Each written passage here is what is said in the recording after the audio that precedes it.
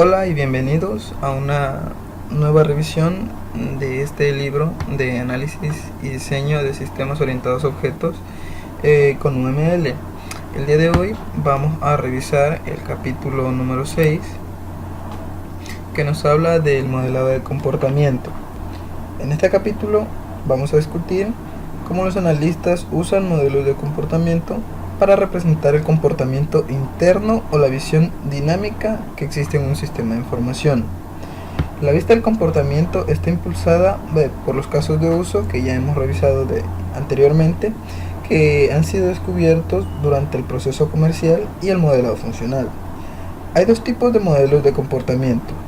En primer lugar, están los modelos de comportamiento que se utilizan para representar los detalles subyacentes en un proceso comercial y se representa por un modelo de caso de uso. Y luego está el modelo de comportamiento que se usa para representar los cambios que ocurren entre los datos subyacentes. Vamos a hablar un poco más de esto de los modelos de comportamiento. Uno de los propósitos principales o fundamentales de estos modelos de comportamiento es mostrar cómo los objetos subyacentes que están en un dominio de problema van a trabajar de forma conjunta para formar una colaboración que respalde cada uno de los casos de uso, mientras que los modelos estructurales nos representan los objetos y las relaciones que existen entre ellos. Estos modelos de comportamiento nos representan una visión interna del proceso comercial que describe un caso de uso. Este proceso puede mostrarse mediante la iteración que tiene lugar entre los objetos que colaboran para respaldar un caso de uso, usando diagramas de iteración. Aquí, como vemos, tenemos que el diagrama de iteración se divide en tres partes, lo que son los objetos, las operaciones y los mensajes. Un objeto es una instanciación de una clase, es decir, una persona real, lugar o cosa acerca de la cual nosotros vamos a capturar información. Si nosotros estuviéramos construyendo un sistema de recepción de cuartos, por ejemplo, nosotros tendríamos como objetos a los clientes que nos hacen las reservaciones. Podría ser la persona María, José, Carlos, Cristian. Estos vendrían a ser objetos porque nuestro propósito es capturar información de ellos. Cada objeto tiene varios atributos que describen la información sobre dicho objeto, como ya se lo mencioné. Los atributos vendrían a ser lo que quisiéramos obtener de dichos objetos: sus nombres, sus edades, su fecha de nacimiento, el tiempo en el que se van a quedar o el tiempo por el que van a reservar la habitación. Luego tenemos lo que son las operaciones. Las operaciones son son las acciones que realizan los objetos, como crear una nueva reservación, eliminar una nueva reservación, modificar nuestra reservación e inclusive separar o expandir nuestra reservación. Y por último tenemos los mensajes. Los mensajes son enviados por los objetos y simplemente es información que se usa para decirle a otro objeto que ejecute uno de sus comportamientos. También dentro de los diagramas de interacción tenemos los tipos de diagrama. En estos tipos encontramos lo que es el diagrama de secuencia, que son uno de dos tipos de diagramas de interacción, el cual nos ilustra los objetos que están participando en un caso de uso y los mensajes que pasan entre ellos a lo largo del tiempo para un caso de uso. Un diagrama de secuencia es un modelo dinámico que muestra la secuencia explícita de mensajes que se pasan entre objetos en una interacción definida. En realidad son muy útiles para comprender las especificaciones que existen en tiempo real y los casos de uso que son complejos. Estos diagramas de secuencia tienen ciertos elementos. Vamos a revisar los elementos del diagrama de secuencia, estos que están aquí.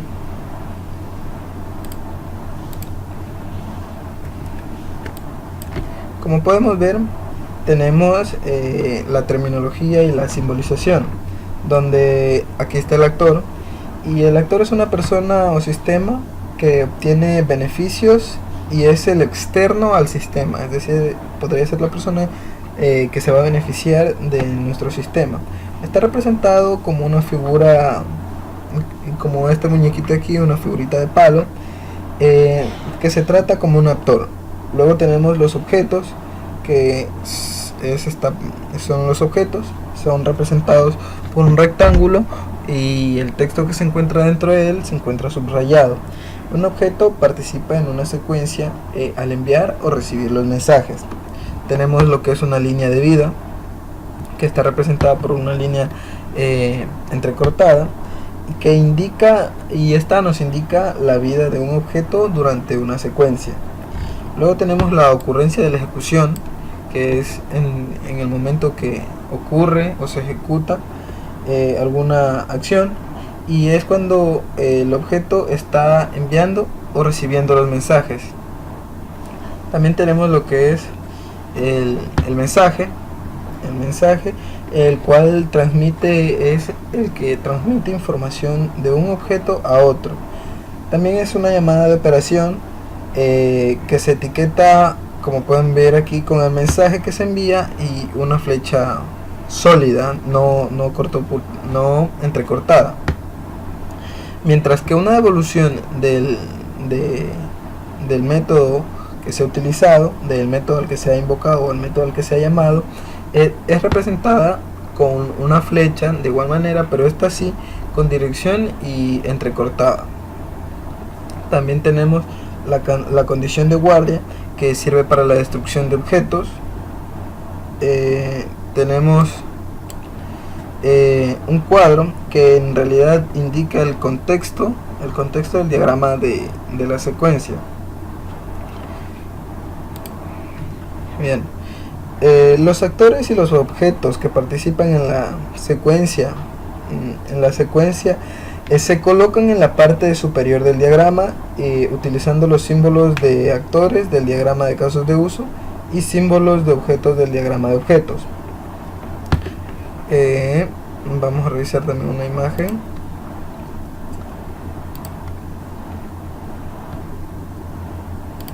Esta. Como pueden ver, los actores y los objetos están en la parte superior. Aquí están los actores y los objetos, que como les decía estaban representados por un rectángulo, y el texto que se encuentra dentro de él debe estar subrayado. Se colocan en la parte superior del diagrama, y luego, utilizando los símbolos que antes mencionamos, vemos cómo en este ejemplo está enmarcado primero este caso de uso, este diagrama de secuencia está enmarcado dentro de un contexto, dentro de un cuadro de contexto que nos representa un caso de uso, y vemos las líneas de vida de cada uno de los objetos y de las personas, la línea de vida. También tenemos bueno, aquí podemos ver el paso de mensajes que existen. Por ejemplo, el cliente le hace un requerimiento al recepcionista, y el recepcionista revisa si el paciente existe, y si el paciente existe, le pide si necesita hacer algún cambio, y luego de esto el recepcionista atiende su requerimiento y lo crea. Como podemos ver, los actores, tanto el cliente como el recepcionista, intervienen en casi todo el proceso, mientras que los objetos simplemente en un lapso de este, ¿no? Bien, vamos a ver la creación de un diagrama de secuencia. Bien, el primer paso, bueno, para la creación de un diagrama de secuencia, obviamente necesitamos una serie de pasos. El primer paso en el proceso es determinar el contexto del diagrama de secuencia. En el ejemplo anterior vimos que en nuestro caso de uso se encontraba dentro de un contexto que está representado por un rectángulo que enmarca todos los elementos que este contiene, que es este que está aquí y tiene su nombre en la parte superior izquierda. Bien. Luego, el segundo paso es identificar a los actores y los objetos que van a participar en la secuencia, que serían los actores y los objetos. Y esto para identificar tanto los actores y los objetos que van a interactuar entre sí durante el escenario de caso de uso. El tercer paso será establecer la línea de vida para cada objeto. Debemos dibujar una línea de puntos, como la podemos observar aquí, de forma vertical, entrecortada debajo de cada objeto, de cada actor, para representar la existencia de los mismos. El cuarto paso será agregar los mensajes que va a tener el diagrama, estos que podemos ver aquí, en unas líneas consistentes y con dirección, para saber de dónde hacia dónde se efectúa el mensaje. El quinto paso es colocar la ocurrencia de ejecución en la línea de vida, es decir, estos rectángulos de color blanco que se encuentran sobre las líneas de vidas son la ocurrencia de la ejecución, es decir, en el tiempo en el que tanto los actores como los objetos van a interactuar. El sexto y el último paso será validar nuestro diagrama de secuencia. Principalmente este paso sirve para garantizar que nuestro diagrama de secuencia represente por completo todo el proceso. Vamos a ver ahora los diagramas de comunicación. Bien, un diagrama de comunicación en esencia es un diagrama de objetos que muestra las relaciones de paso de mensajes en lugar de las asociaciones de agregación o de generalización. Estos diagramas de comunicación son bastante útiles para mostrar los patrones de proceso. Igualmente, para realizar un diagrama de comunicación tenemos los elementos. Los elementos de un diagrama de comunicación. Bien. En estos diagramas de comunicación, los elementos son muy parecidos o son los mismos del diagrama de secuencia. Tenemos los actores y también tenemos los objetos y los mensajes. La diferencia es la forma de representación. Bien, se muestra una asociación entre actores. En el ejemplo anterior tenemos al cliente y el recepcionista, y el paso de mensajes que va a existir entre ellos en todo el proceso, en todo el caso de uso, a diferencia de el ejemplo que se mencionaba antes. Aquí tenemos el paciente y el recepcionista, y los mensajes se van mostrando de manera secuencial. No, en el diagrama de comunicación simplemente se muestran todos los mensajes que van a existir entre cada uno de los objetos o de los actores. Los mensajes llevan una flecha al inicio o al finalizar el nombre o la representación para indicar la orientación del mensaje. De igual manera existen estos mensajes entre el objeto y los actores. Ahora, para la creación de un diagrama de comunicación, debemos recordar que un diagrama de comunicación es básicamente un diagrama de objetos que muestra las relaciones de paso de mensajes principalmente. Obviamente el diagrama de comunicación lo que nos quiere representar principalmente son el paso de mensajes y no las asociaciones de agregación o de generalización. El primer paso será determinar el contexto del diagrama de comunicación, igual que anteriormente con el rectángulo que dentro de él van a estar almacenados todos los objetos. El segundo paso será identificar los objetos y los actores junto con las asociaciones que los vinculan. El tercer paso será diseñar los objetos y los actores junto con sus asociaciones. De esta forma en el diagrama de comunicación, colocándolos juntos en función de las asociaciones que estos van a tener con los otros objetos con los que van a colaborar. El cuarto paso será agregar los mensajes a las asociaciones entre los objetos. Se hace esto, como ya sabemos, agregando el nombre del mensaje al enlace de asociación y la dirección que este mensaje va a tener. Por último, tenemos la validación del diagrama de comunicación. Vamos a revisar ahora las máquinas de estado de comportamiento. Bien, ¿qué es una máquina de estado de comportamiento? Pues es un modelo dinámico que nos muestra los diferentes estados a través de los cuales pasa un único objeto durante su vida en respuesta a los eventos junto con sus respuestas y acciones. La máquina de estado de comportamiento muestra los diferentes estados del objeto y qué eventos hacen que el objeto cambie de un estado a otro. Las máquinas de estado de comportamiento se usan para ayudar a comprender los aspectos dinámicos de una sola clase y cómo estos van evolucionando con sus instancias a lo largo del tiempo.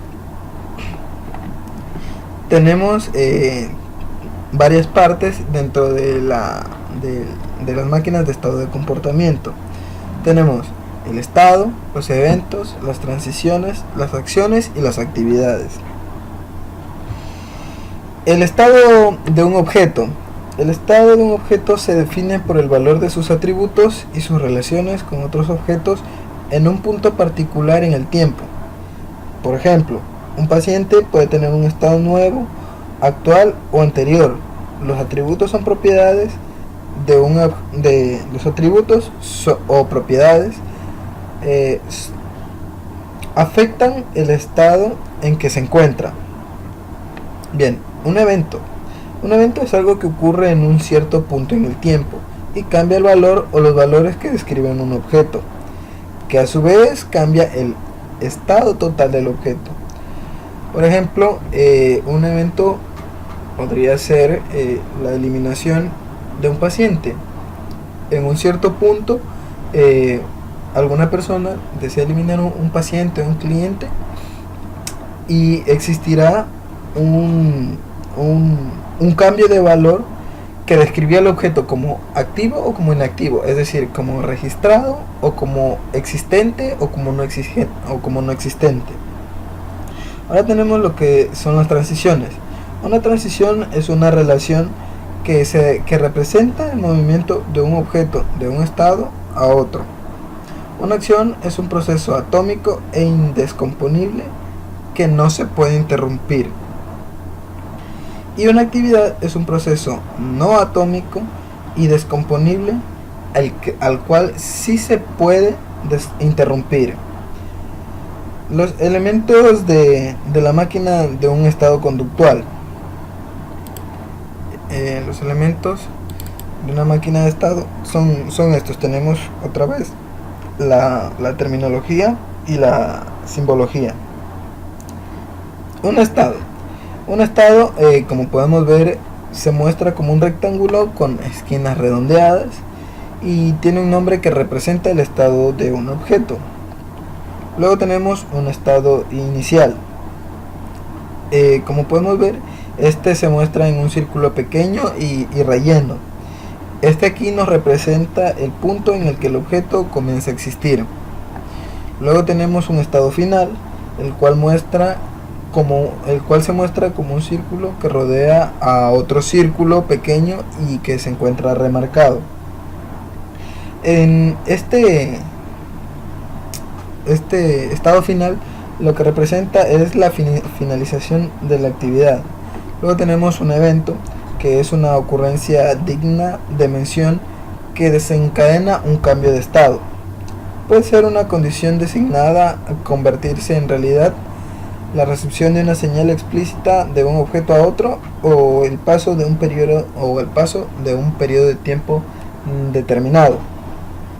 Es usado para etiquetar una transición. Ahora bien, vamos a la transición. La transición indica que un objeto en el primer estado ingresará al segundo estado. Esta transición se desencadena por la aparición del evento que etiqueta a la transición, es decir, por este evento que está etiquetado, desencadena desencadena esta transición. Y por último tenemos el cuadro de contexto, de igual forma como en los diagramas anteriores.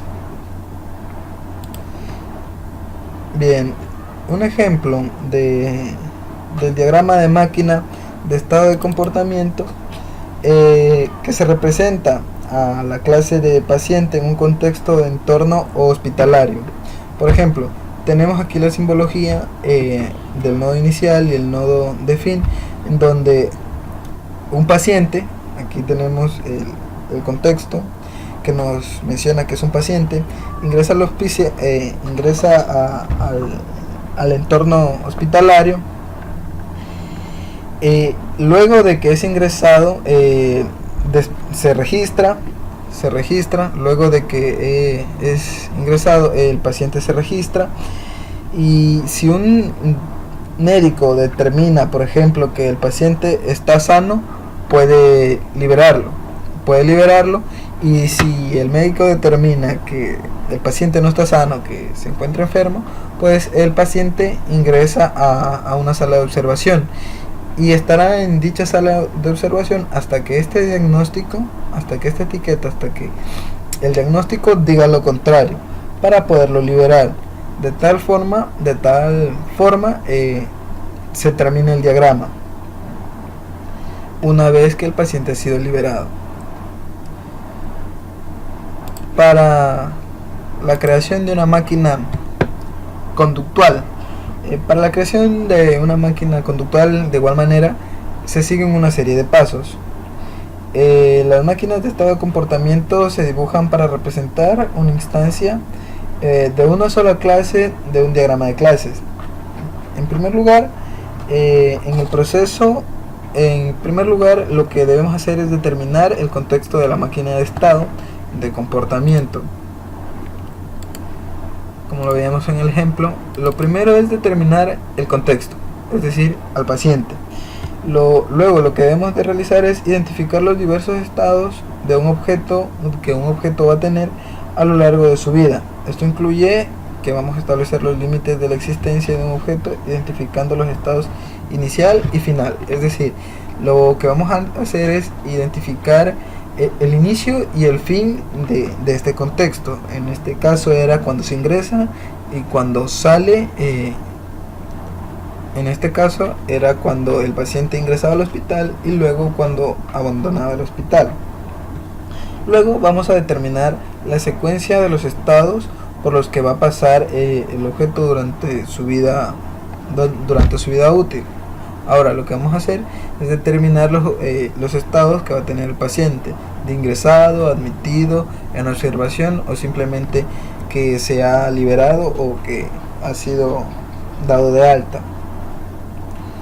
Luego vamos a identificar las transiciones entre los estados de los objetos y agregar los eventos y acciones y condiciones, que serían las etiquetas: ingresa al hospital, es revisado por el médico, si es admitido, es liberado, y si no, entra en estado de observación. Esta sería como una condición que nos dice el estado que va a tener el objeto, ¿no? Si es que el objeto o el paciente no se encuentra sano, como ya les había mencionado, se entrará a observación.